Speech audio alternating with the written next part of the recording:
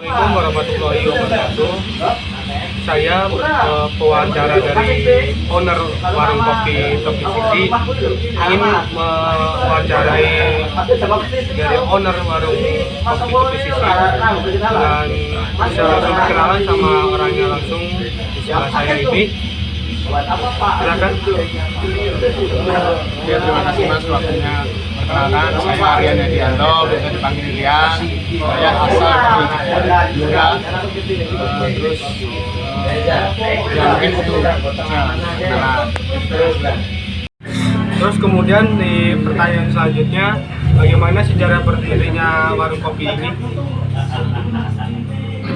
Sejarah berdirinya warung kopi Topi Sisi. Mungkin saya akan baca sebentar ya Mas ya. Ya. Sebelumnya saya dulu sempat menimba kuliah juga di Jogja Mas. Setelah lulus baru saya berencana untuk bikin kedai kopi Mas. Nah, untuk pemilihan tempatnya sendiri dulu saya sempat survei di Jogja, Solo sama Semarang. Banyak tempat berarti itu? Ya kebetulan juga 3 kota besar aja sih Mas. Dan setelah dilakukan survei itu ya jatuh pilihan di Kota Solo Mas. Kebetulan di tahun 2018 itu Kota Solo sendiri untuk kedai masih sepi. Bukan masih sepi sih Mas, kemungkinan masih potensial lah untuk berkembang lagi gitu loh Mas. Makanya memilih Kota Solo. Mungkin dari nama sendiri, mungkin kalau Topi Sisi sendiri ya sengaja aja sih Mas ngasih karena dulu dapat tempatnya itu di tepian Mas, di tepian. Jadi ada rumah itu di tepian Sawah apa tepian pantai? Tepian sawah. Kebetulan tepian sawah. Ya untuk sisinya sendiri ya hanya hiburan aja sih sebenarnya. Ya itu tepinya sendiri aja yang tak pakai itu karena itu tempatnya di tepi, makanya kami masa ya kopi kedai kopi namanya Topi Tok, wah nah ini ya udah tambahin tepi sendiri. Jadi nggak ada nama arti lain gitu yang khusus gitu? Oh nggak ada sih Mas. Kebetulan itu aja tempatnya dulu itu emang di tepian sawah gitu. Kemudian pertanyaan yang selanjutnya, apa saja kesulitan yang Mas Rian alami saat pendirian warung kopi? Oh, jawab. Namanya kan panjang ya Mas ya. Ya, betul, nggak apa-apa. Jujur saja, saya dulu awal kali ke Solo memang belum punya teman Mas. Maksudnya dalam artian dulu ada teman kuliah juga di Solo. Kebetulan udah pada lulus, saya kabarnya itu udah pada lulus, jadi otomatis ketika saya bikin kedai kopi ini, ya itu tantangan tersendiri itu saya di sini memang ya akhirnya single factor gitu loh Mas. Jadi nggak ada temen ya, kesulitannya itu untuk menjaring pasar gitu Mas. Kebetulan juga pemilik pasarnya kita mahasiswa. Hitungannya berarti belum ada relasi waktu itu ya? Betul Mas, belum ada relasi. Jadi istilah Jawa itu babat alas. Oh, babat alas. Jadi itu mungkin kesulitan awal-awal di situ sih Mas. Gimana kita mengenalkan produk kopinya nanti, dari segi pemasarannya juga itu juga ya belajar dari perjalanannya aja sih Mas. Terus mulai rame itu kapan itu mulai rame, tahun berapa mulai rame? Kalau Topi Sisi sendiri itu akhir-akhir November 2018an kalau nggak salah itu sempat ya gimana ya, itu progres sendiri sebenarnya ini juga masih progres sih Mas, belum benar-benar kita udah ada pasar atau kita udah ada market yang jelas dulu Mas. Jadi ya masih sebenarnya masih Jualan biasa. Masih kita juga melakukan pemasaran, mengenalkan produk juga. Jadi ya bismillah aja nanti berkembang. Bismillah.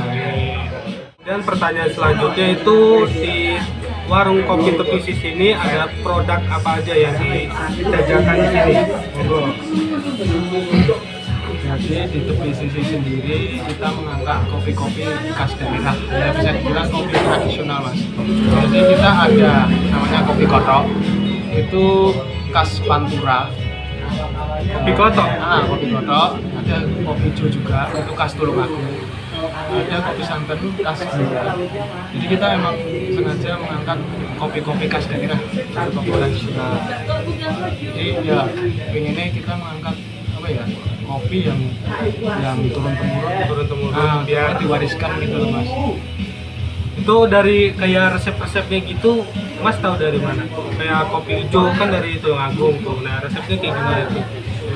Kalau resep sendiri atau cara bikinnya sendiri itu saya belajar jadi apa ya pas saya kopi kayak gitu tanya bawahnya gimana cara bikinnya, resepnya gimana. Jadi ya apa untuk belajar untuk mengetahui resep itu sendiri ya saya tanya langsung ke berdua mas, seringnya gitu sih. Nah nanti baru kita modif sendiri biasanya, jadi nantinya biar kita punya karakter gitu loh mas. Makanya kita untuk apa produk kopinya sendiri memang kita selama ini terus belajar gitu loh mas. Terus yang pertanyaan selanjutnya itu untuk bahan kopi sendiri yang digunakan itu beli atau giling sendiri mas? Oh, bisa dijawab. Untuk bahan kopi sendiri kami memang masih beli mas, jadi kita udah punya supplier sendiri yang dari kopi kotak juga udah ada, kopi hijau juga kita ngambilnya langsung dari Tulungagung, kopi santannya juga kita ambilnya juga dari Tulungagung. Jadi memang kita beli, tapi memang kita masih belum bisa produksi sendiri. Tapi ada nggak yang kayak kopi masih digiling gitu, kopinya masih utuh nih tapi digiling sendiri, digiling sendiri, ada nggak? Kalau itu sebenarnya kita juga menyediakan kopi yang dari biji kita giling, kita seduh itu sebenarnya juga ada mas. Cuma kita memang fokusnya di kopi tradisional mas. Jadi memang untuk peminatan sendiri memang kebanyakan konsumen memang memilih kopi tradisional itu. Terus kemudian pertanyaan selanjutnya, biasanya sasaran pelanggan dari Mas Rian sendiri ini di warung kopi tepi sisi ke siapa? Apa masyarakat umum atau ke mahasiswa atau keluarga?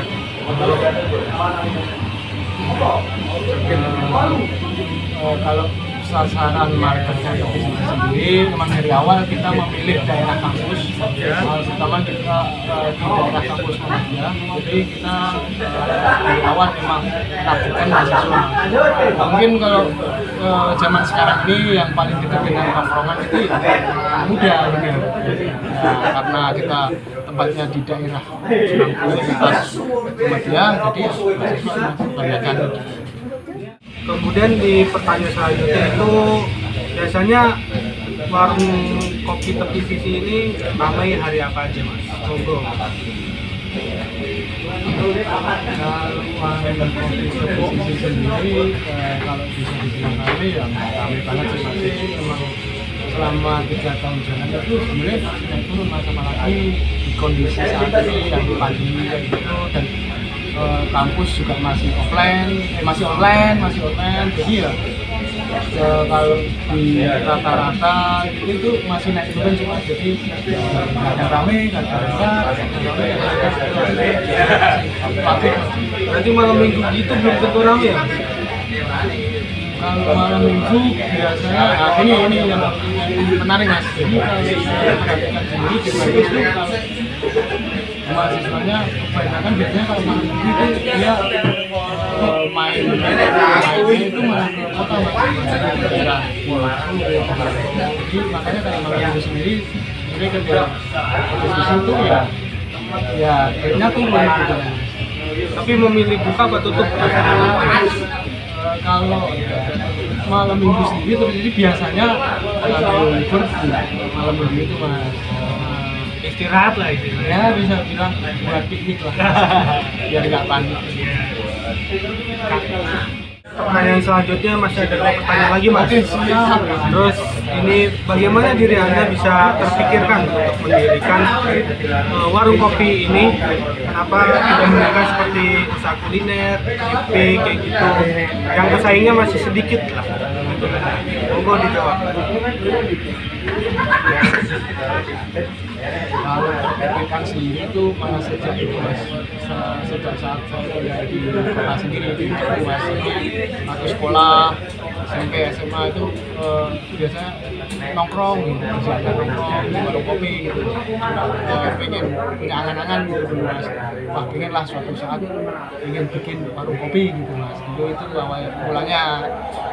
Terus untuk pemilihan kopi sendiri juga saat ini memang usaha untuk F&B itu lagi naik gitu loh mas. F&B itu ya kita ambil kopi mas, karena ya itu di zaman sekarang memang kopi udah mulai jadi budaya gitu loh mas, itu kebutuhan gitu nongkrong gitu.